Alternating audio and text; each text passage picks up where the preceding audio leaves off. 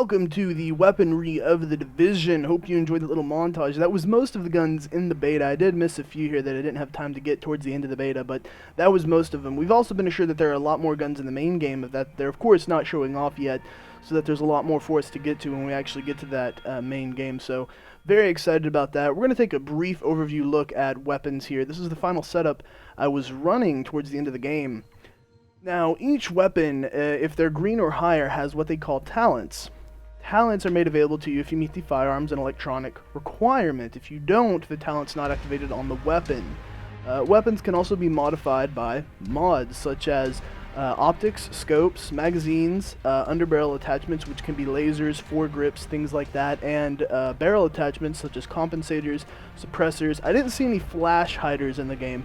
I don't necessarily know that there's a use for them, though, entirely, but it would be nice to see them. It didn't seem like there was a lot of flash from guns in the beta, but in nighttime environments or darker environments, they could be proved to be very useful, so we'll see later on when the main game comes out. Now, each weapon has 7 stats: damage, RPM, magazine size, accuracy, reload speed, range, and stability.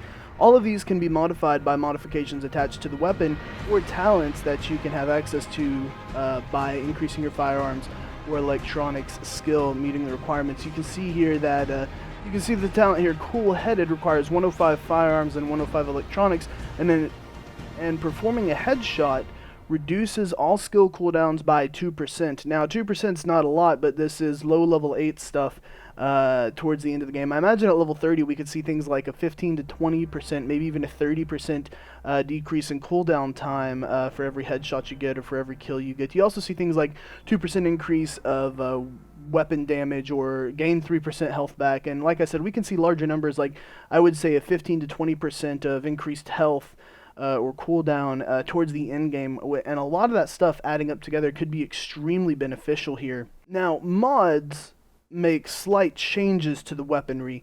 Increases stability, increases hipfire accuracy, increases rate of fire, percentage damage on weapons. So the mods currently have small changes to the weapons. However, I can see those changes also being small.